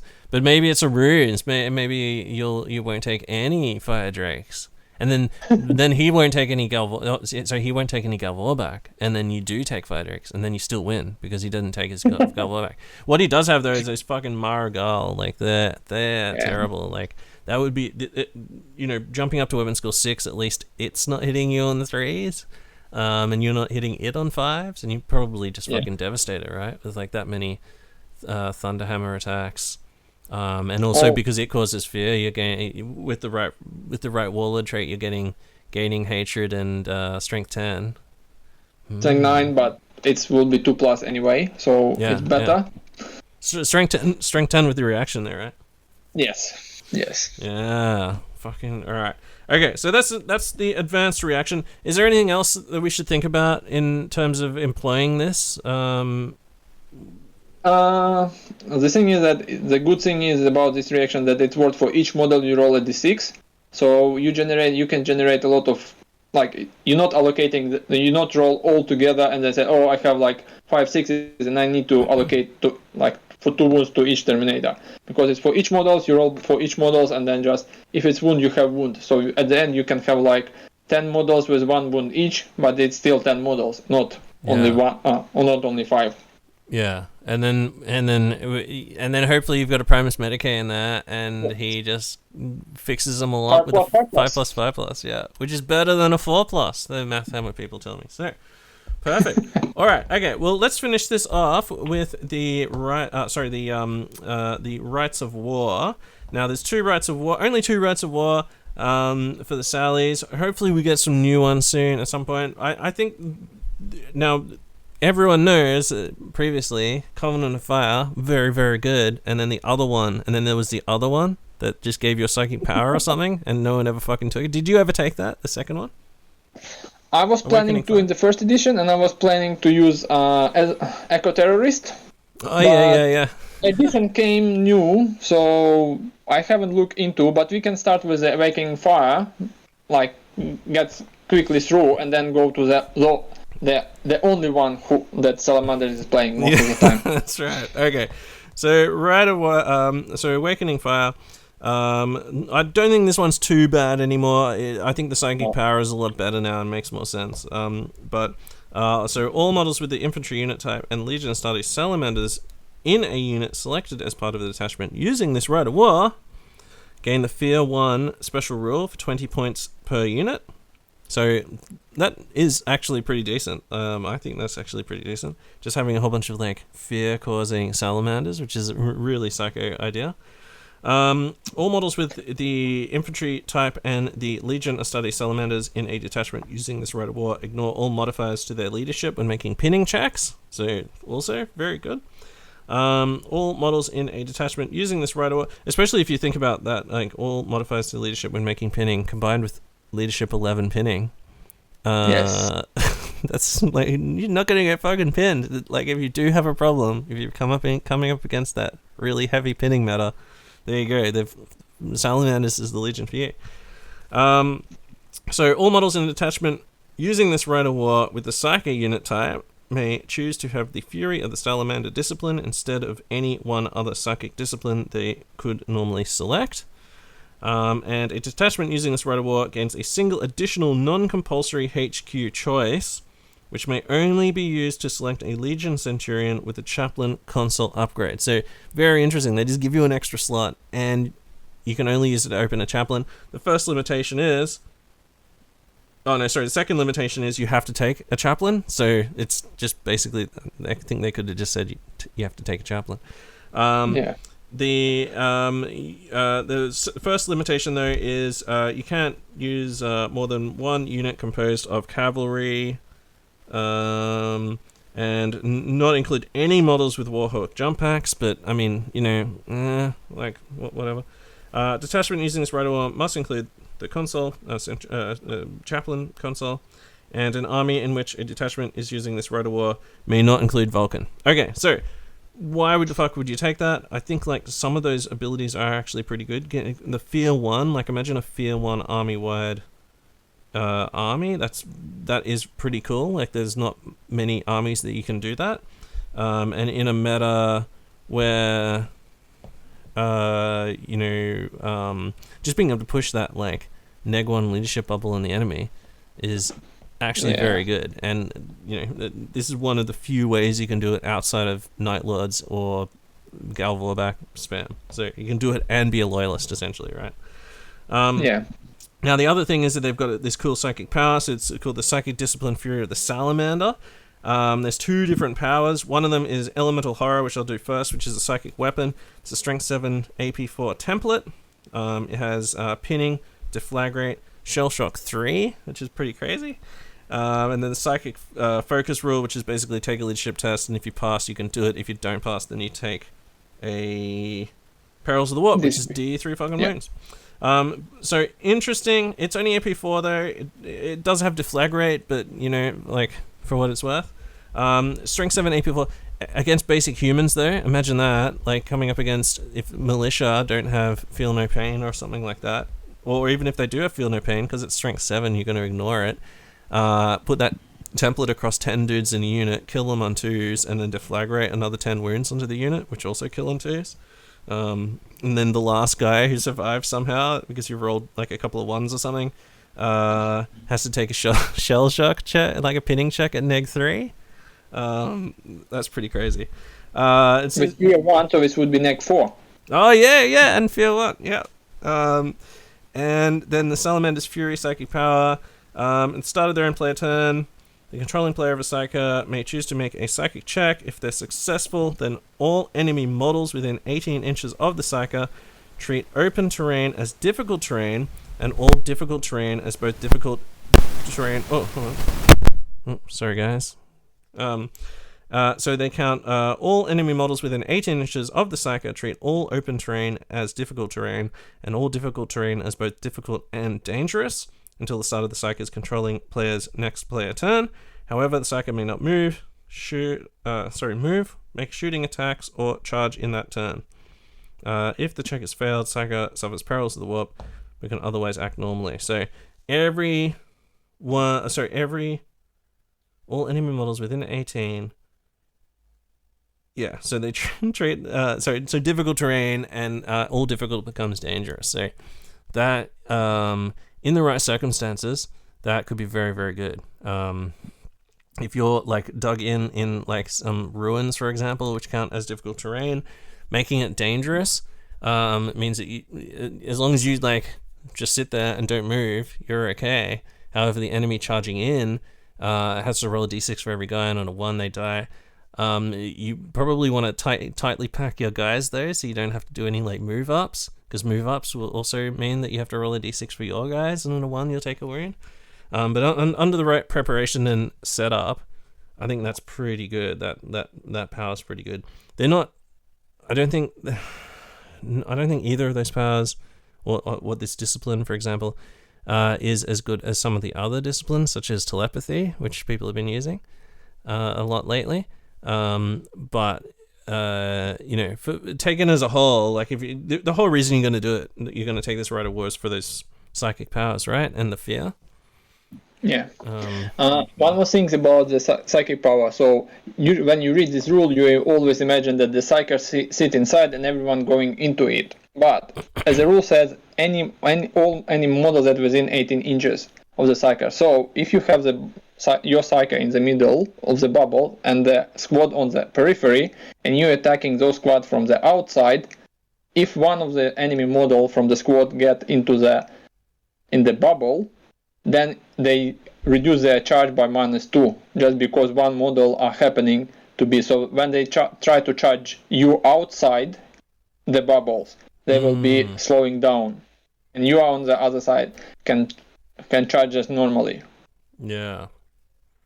So does it make sense? Yeah, exactly. Yeah, it's really interesting. I really like the pyromancy one because it does a similar sort of thing. It puts down, well, you put down like templates essentially that make it hard to move through. What the hell?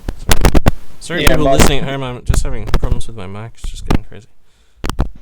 The thing is that this one doesn't change terrain by itself for anyone. It changes for the models who moving.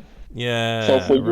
So for you, you would be okay because it's not affecting your model. Oh, it's enemy models. Yeah, you're right. Ooh, and yeah. You treat it as a normal. They treat it as a dangerous. Yeah, that's perfect. Yeah, you're exactly right. Yeah. Oh, that's amazing. So yeah, if you, especially like some tables, like you might not use this. You might not even be able to get that power, or you're probably going to use it just to force the movement penalties on people. Yeah. But in the right terrain and the right setting, turning that difficult, if it's a table that has a lot of difficult, and some tables you might just have like a huge amount of difficult terrain on them, suddenly making that dangerous as well. It's just so good. Only for someone, not for you. Yeah. It's like Dark Angels. Yeah. Oh, true. Yeah. Yeah, turn their shit back on them. So yeah, interesting, very interesting. Good Rite of War all over. Getting fear there, definitely like a big deal there. And the downsides, which is basically the only downside, is you can't take jump marines and you can't take and you have to take a chaplain. I mean, and you get a free slot. So if you've already got a Primus Medicae and a Praetor and whatever. Well, what's your usual third HQ? I usually, at the moment, I run small games, so I like small. I mean 2,000-3,000, and I usually 2 HQ. And because I run Conan the okay. Fire, I usually have some Master of the Legion Yep. and any champion, because this is limitation. Yeah, So, right. but Okay. I'm planning to use Primus Medicare to add somewhere, Yeah. and that's pretty much, and then Chaplain, Yeah. and that will be 4. Yeah, perfect. Yeah. All right. Well, let's talk about the good one that you just mentioned, Covenant of Fire. Now, this was always like the triumphant, like everyone, just like when you thought about Salamanders, you always like when you did actually get to play against Salamanders, it was always Covenant of Fire because you got that 5+ invulnerable against melter weapons, right, on your tanks and shit like that. Not anymore, unfortunately. Yeah. It used to give you move through cover, like it had everything. Okay, we'll cover the new one there. So, Pyroclast squads and Legion tactical support squads that include any models with a Dragon's Breath Flamers may be chosen as troops choices in a detachment using this Rite of War and gain the line subtype. So that's huge. Gaining line on Pyroclast. Yes, that's right. You heard it here first. Tactical support squads gaining line as well. They don't have line normally. So pretty good being able to score. Do you take Legion tactical support squads with Dragon's Breath Flamers as line troops ever, or is it just Pyro? I don't have at the moment Flamer support squad, but yeah, if I do it's in the line, so I'm planning to have it one day. Yeah. So far, I'm pretty happy with Pyroclast in the new edition. Yeah. So.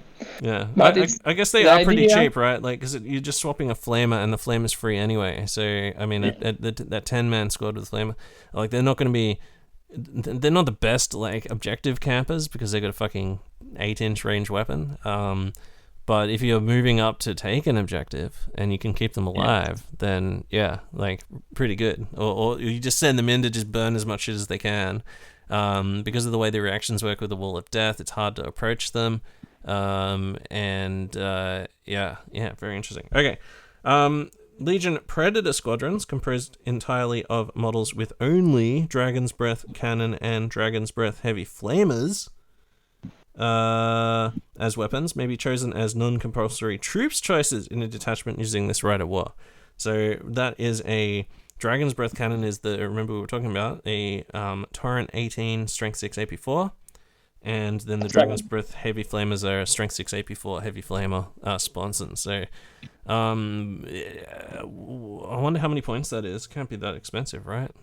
No, it's like very cheap. It's like 150, less than 150 for each of those tanks. Oh, perfect. So, yeah, that is rather cheap. And you can have 4 of them in one troop choice. Yeah. What do you think about that? Good, or have you built that? I have one. Just one? And I think it's very useful because it has torrent. If it were not torrent, I would say probably not, because previously it was not previous edition it was not torrent, so yeah, there was not much point in having heavy flamer predator. But now with 18 inches, it's quite good, I would say. Yeah, and the fact that they can, if someone charges you, you can do Wall of Death on them, right? Like on your tanks. Because they are pretty cool. Strength 6, so it would be 2. Yeah. So 2d6. 2d6 just auto hits, pretty funny. And then you can just sit back with that Torrent 18. You're going to get a ton of hits. They're only AP4, but the fact that you can just place that Torrent, it doesn't scatter. You can place that Flamer template exactly where you want it. Put it sideways. Put it as Torrent. Basically, you have to have the smaller end closer to the larger end, but that gives you a massive amount of free sort of being able to shape it exactly how you want and get the maximum number of people. So just the way to fire, like it's not hard to get. Just a squadron of 2 of those, you'd be getting like tons and tons of hits, like 20 or 30 hits, and then wounding on 2s, and then just way to fire. Good shit. Yeah. Okay, so that's the only 2 benefits. They don't get moved through cover anymore. They don't get 5+ vulnerable on their land raiders anymore. They don't get they don't get mastercrafted melter weapons on everything anymore. No. It's a bit different. Very different, isn't it? But the old character has mastercrafted, so it's quite good, I would say, because other than Praetor, you don't have much mastercrafting possibilities. Yeah, 100%. And yeah. you can have mastercrafted with double mastercrafted Praetor with double mastercrafted weapon then. Oh, is that true? It's a bonus mastercraft. It says that any character who has not mastercrafted weapon can be given mastercrafted. And Praetor usually has like 2 weapons. Yeah. At least. Yeah. Interesting. Like, Okay. if you want to go nuts, you can do that. It doesn't mean that you need to do that. Well, you're racking up points on this guy once you put a Storm Shield and a 35-point Mantle of the Elder Drake, like Paragon Blade or whatever, or Thunderhammer is going to be like 25 to 30. You're racking up points in this guy, but yeah, like you said, they are very hard to kill, and they heal themselves as well. It's pretty good. Okay, we'll go through the limitations really quickly. So the you can not make a deep strike assault. You can make an outflank or a subterranean assault though. You can't include destroyers or a Moritat, and you have to include a Legion Centurion, Counterfactory Centurion, or Tartarus Centurion with the Legion Champion console upgrade. That isn't really much of limitation, is it? You have to take one of the best guys. No. Damn, fuck, okay. So I was going to say about the champion, you remember when we talk about advanced reactions, that you get fearless. The thing is, with the champion, he has a new rule that says never back down, and pretty much what it says that when you engage in challenge, which you must, all squad get fearless. Yeah. So I would say it's pretty much that advanced reactions. If you see that it's charge not available and you have champion in your squad, that like in Firedrakes, I usually run champion with Firedrakes, and I just don't involve if if I see that it's probably charge won't be successful. Yeah. I will face the challenge, and my squad became fearless anyway. Yeah, 100%. After he gets killed there, risking his life, and then you get charged by a second unit, maybe. But yeah, you're right. That's true. Like, that fearless rule is pretty good. And how often does your champion die in a challenge too, if he's in Cataphracti and, tooled up with shield and stuff? At the moment, I run them as a Artificer armor with boarding shield. Oh, okay, right. Because, I just have a model that is working like that. Yeah. But if you think about that, it has weapon skill 6. With advanced reactions, it gets weapon 6-7. So it's fighting pretty much all unique characters. Even will be hitting on 5s, and he will be hitting on 3s. Yeah, and you can tool that guy up like you're running just a boarding shield, but you could, if he was in Cataphracti with a Storm Shield, he'd be a 3+, so 3+2+, 3 wounds, Paragon Blade, weapon skill 6 going to 7, depending on which Warlord trait, he might be going to, he'd be strength 4, strength 5 with a Paragon Blade, could be going up to strength 6 with a Paragon Blade. If you get your reaction off, you could get a strength with 7. Advanced reaction? Yeah, with 7 with the Paragon Blade. And with Hatred from his Warlord trait against Fear Causes. And the other thing is that it also big difference between the last edition, that champion is not exchange Paragon Blade for Chain Blade, it's gain Paragon Blade. So you have whatever you have before and Paragon Blade. And because Paragon Blade is special weapon, if you exchange your Chain Sword for Power Fist, which is the cheapest special weapon, you will have +1 more attack on the charge. Not on the charge, but overall in close combat. Yeah, overall, yeah. Yeah, that's good, man. Damn. And just challenge away, and your unit's fearless. So even if you lose the combat, as long as even if he dies, they're still fearless for that round. So that's pretty good. I really want to try a Legion champ out. I've been trying a bunch of different consoles, but yeah, that never back down rule seems really good for you. It's almost a must-have on a Death Star, right? If you've got a big anything more than fucking, if you've got a 10-man Terminator squad. You better to have champion with them. Yeah, exactly. Yeah. And the thing is that this fearless is not disappear when you losing challenge, because it says that in the same combat gains the fearless special rules until the end of that assault phase. So at least one phase of the assault phase, you are fearless. So Yeah. they can't be moved. Yeah. I found that this limitation is not limitation, but rather, like, if you put champion in the proper squad, you will get much more bonuses than detriments to your army. Yeah. Yeah, 100%. Like, that's a terrifying death star. Like, I was already like, so what our deliverers have is Battle Hardened 1, which stops them from being instant killed. But they're also Weapon Skill 5 and Stubborn, blah blah blah. But it kind of comes down to them and Salamanders. The Salamanders have the 3+ invuln, but the Salamanders also rerolling ones. And then when you think about the amount of shit that you can stack on, like that you literally just took us through, compared to what Raven Guard can get, which is basically reroll ones to wound on the charge. The Salamanders, like the Firedrakes, really just like have become super terrifying. Like, just, you know, what, like, yeah, how do you even approach that like unit, like knowing that you can do your advanced reaction and then suddenly become like super hard to kill and just devastating in close combat. Like, how, like, you've got to try and do something somewhere else to your army that's going to get you to use your reaction somehow, like, or you can just sit there and just camp it on your main, just like kill star. It's it adds lots of dimensions to the game. Like, it's not just about like just charge forward and just fucking lay waste to everything. Like, Salamanders, although on the sort of, when you look at that Legion rule and you're like, Negron strength, is that all? Like, that's on flamers and shit, like, whatever. They do have like a bunch of good rule stacking.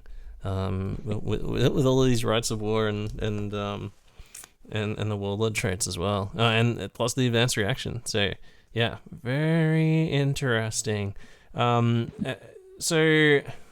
you still rate them in like the bottom, like not in the top 10?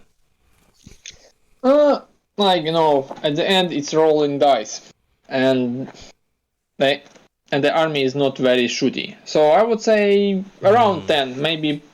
Hard to say, between 8 and 12. Between 8 and 12, okay. Okay, well, that's good. We've jumped up. We're in top 8 now. That's all right. That's good. Yeah, and I think they're pretty good. You know, we've they've only got 2 special units, but they are very, very good. Both of their rights of war are good. I would say they're both pretty good. The special reaction is like very. I would say that's very good. Like, I would put that towards like that's on level with like the Alpha Legion one or something like that for me, maybe. Just for or maybe not the Alpha Legion one, but it's definitely not the Dark Angels one, you know, which is people don't even bother using. It is up there. I would say it's very good rather than just good.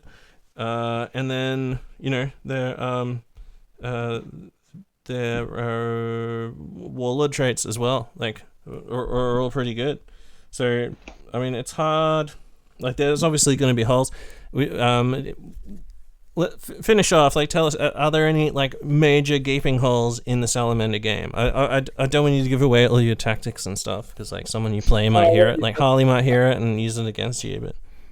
I already gave all my tactics, but no, I think we cover pretty much everything that is like important for Salamanders. Yeah, they don't have like downsides. They don't have like in the previous editions there were like, you know, neg 1 to movement, or you only rolled like a D3. What was it? Like they were slow and cold blooded or whatever. Remember? Like they used to always have like it was -1 of charge, so you can pretty much fail 1 inch, like 2 inch charge, and -1 to run across the whole army. Yeah. So another thing is that the rules for the army preventing you from taking destroyers, which was like even after Tempest Gallery, where they came and destroy everything, you are still were not able to take destroyers. Now you can, if you choose the second right of war and don't take the like if you're not using the Salamanders warlord traits but use a generic one, you can include the destroyers, and that can be quite interesting to see if it's possible or not. And now with the new edition, the Salamanders can use frostbite bombs, because previously it was prohibited, but not anymore. Oh, yeah, it's only the units that can't come. It's the frostbite bombs are fine. Yeah, right. Interesting. So breach the sergeants, siegebreaker. All that can be much more valuable. So now can be not the biggest problem. One of the thing is that Leviathan Dreadnought was very good with the frostbite bombs, but Salamanders were like losing this ability, but not anymore. Yeah, interesting. Yeah, that's some. Yeah. Okay. Yeah. No, that's it. Yeah. See, this is why I knew you were the right person for this. Thank you. Yeah. Interesting. So you can still take a siegebreaker. It doesn't, and then he's the guy who allows you to take the phosphex. It's not the Moritat or anyone. It's the siegebreaker, right? So he would then, you could take phosphex quads, things like that. Yeah, interesting. Very, very interesting. All right. Okay. Well, cool. Thanks so much, dude. Thanks for coming on. And talking about salamanders. It sounds like you've still got further plans for the Sallies painting along. Is there anything? Are there anything else you've got your eye on? Any other legions, or are you like just a Salamanders player forever, or what's the? At the moment, like let's say when I started, I was choosing between Salamanders and World Eaters. Oh, all right. And somehow humanity won, so I started with Salamanders, and so far I have only 4,000, which is like not a lot. Compared to many other heresy players, and I don't even have any heavy squads. So I have plenty of space to grow in Salamanders, and and with the new editions I get even better. Yeah. So there is no reason for looking for something else. Yeah. No, understood. I get it. Well, yeah, I can't wait to. Obviously, I'm a loyalist as well, so it'll be rare that we play. But yeah, at some point we'll have to throw down, do some.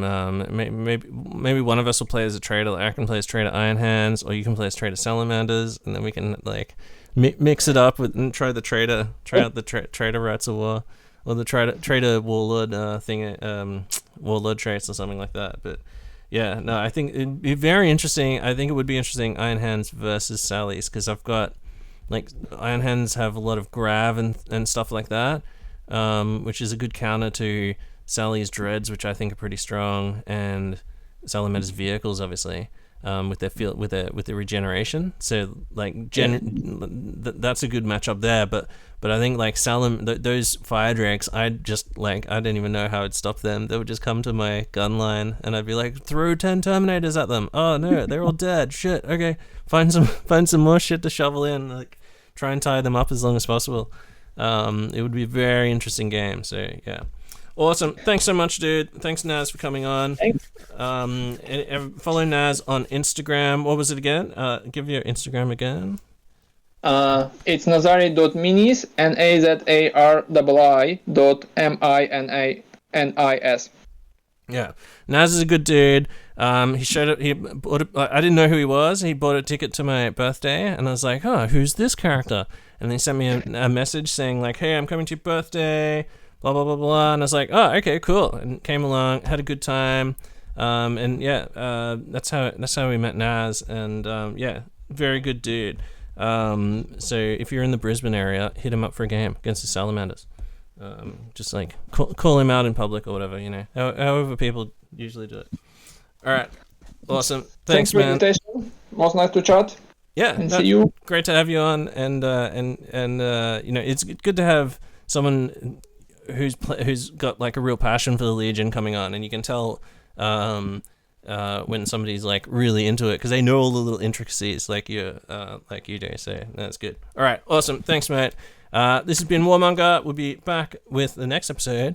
Will be Iron Warriors next week. All right, thanks, guys.